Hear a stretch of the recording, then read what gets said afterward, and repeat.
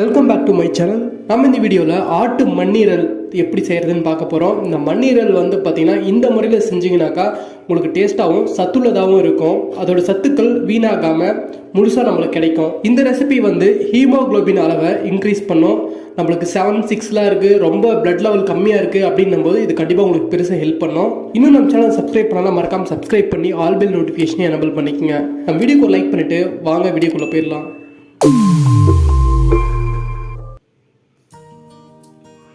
ஆட்டு மண்ணீரல் மட்டன் ஷாப்பில் கிடைக்கும். குறிப்பாக காலையில் ரொம்ப சீக்கிரமாக போனீங்கன்னா தான் உங்களுக்கு கிடைக்கும். ஏன்னா அதுக்கு முன்னாடியே நிறைய பேர் வாங்கிடுவாங்க. இதை வாரத்துக்கு ஒரு நாள் செஞ்சு சாப்பிட்டா கூட போதும், பிளட் லெவல் அப்படி இன்க்ரீஸ் ஆகும்.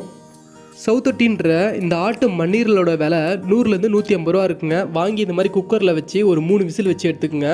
3 விசில் வச்சு எடுத்துக்கிட்டோம். இப்போ இந்த தண்ணியை தனியாக எடுத்து வச்சுக்கோங்க, வேஸ்ட் பண்ண வேணாம்.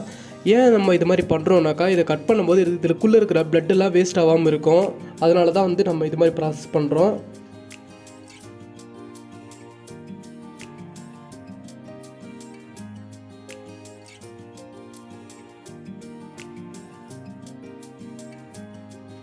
நல்லா வேக வச்சு எடுத்த இந்த மண்ணீரலை இப்போ நம்ம கட் பண்ணிக்கலாம்.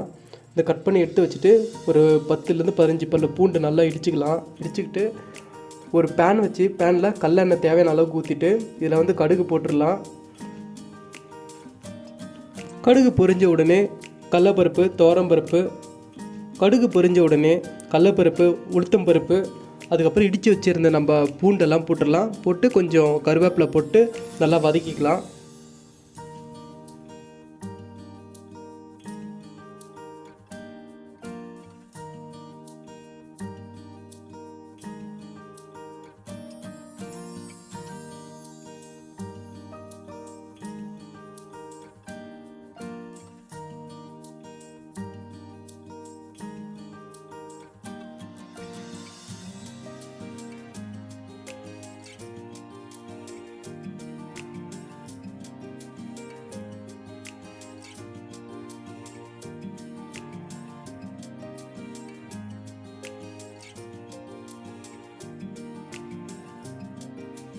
நல்லா வதங்கினதுக்கு அப்புறமா நம்ம கட் பண்ணி வச்சுருந்த மண்ணீரலை இதோடு சேர்த்து திரும்பவும் வேக வைக்கலாம்.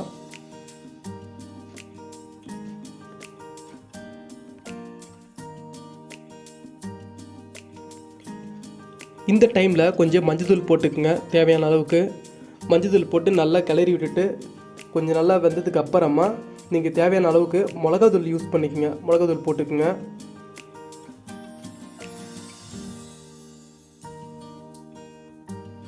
அப்படியே கூடவே தனியாத்தூள், கொஞ்சம் தேவையான அளவுக்கு உப்பு சேர்த்துக்குங்க அந்த இடத்துலையே.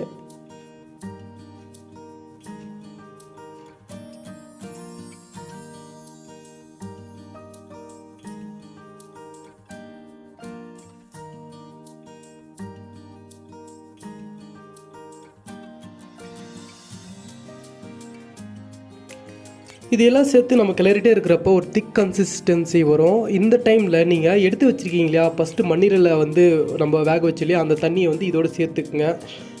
அவ்வளோதாங்க. அந்த தண்ணி சுண்டுற வரைக்கும் நீங்கள் வச்சிங்கனாலே ரொம்ப டேஸ்டியான மண்ணீரல் ரெசிபி ரெடி ஆகிடும்.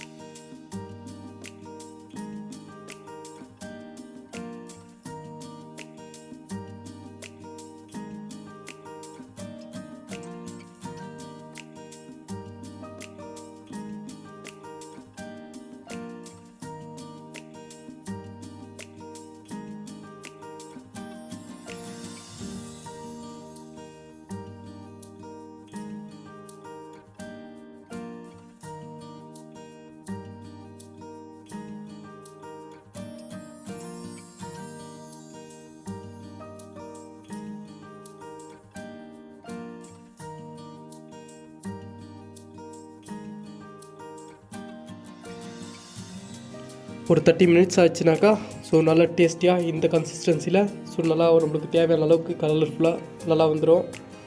டேஸ்ட்டும் சூப்பராக இருக்கும், உடம்புக்கும் அவ்வளோ நல்லதுங்க. வாரத்தில் ஒரு நாள் ட்ரை பண்ணி பாருங்கள். ஓகே ஃப்ரெண்ட்ஸ், இந்த வீடியோ பற்றி உங்களோட கருத்துக்களை மறக்காமல் கமெண்ட் பண்ணுங்கள். அடுத்து ஒரு நல்ல வீடியோவில் சந்திக்கலாம். பாய்.